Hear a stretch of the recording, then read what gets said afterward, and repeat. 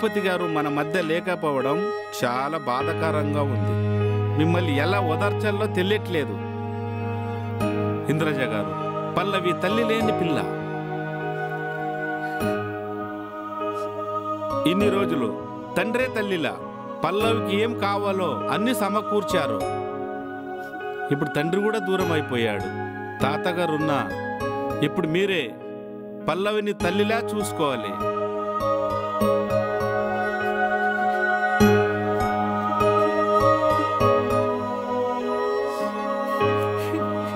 సరే, నేను వెళ్తాను.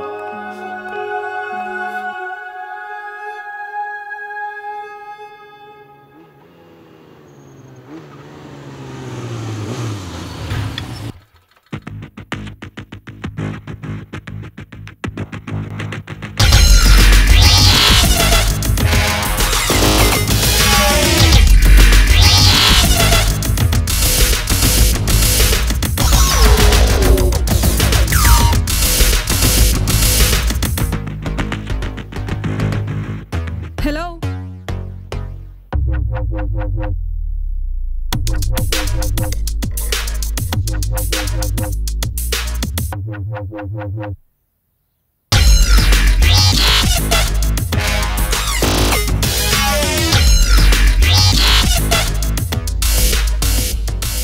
ఎవరు మీరు? సరాసరి ఇంట్లోకి వెళ్ళిపోతున్నారు.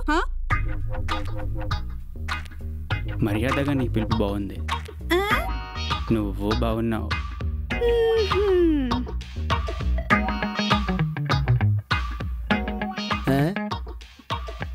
ఎవడిడు? ఏంటి వీడు నా చుట్టూ తిరుగుతున్నాడు?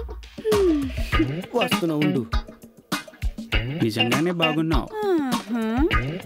నీతో ఆడుకుంటా. ఎవరు నువ్వు?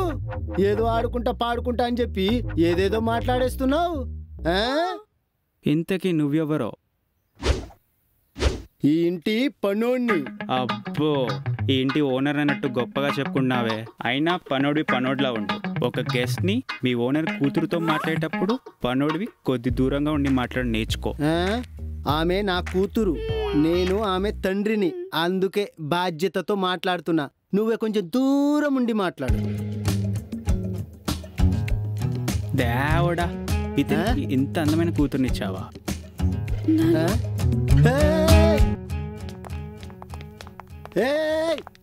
ఆగవయ్యా బాబు, సరాసరి ఇంట్లోకి వెళ్ళిపోతున్నావు. ఏమనుకుంటున్నావు నువ్వు? ఆగు. హలో అమ్మగారు. రఘుపతి గారు నన్ను మేనేజర్గా అపాయింట్ చేశారు. నా పేరు చిట్టిబాబు. ఎవరు మాట్లాడరేంటి? ఒకసారి రఘుపతి గారిని పిలిస్తే మేము మాట్లాడుకుంటాం.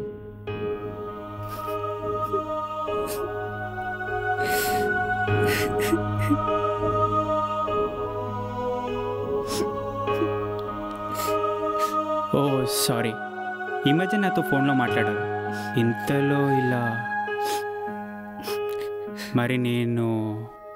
రాజయ్య, అమ్మా, మేనేజర్ గారికి రూమ్ అరేంజ్ చేయి. అలాగేనమ్మా. మేము బయటికి వెళ్ళొస్తాం. తనకి భోజనం ఏర్పాట్లు చేయి. సరేనమ్మా.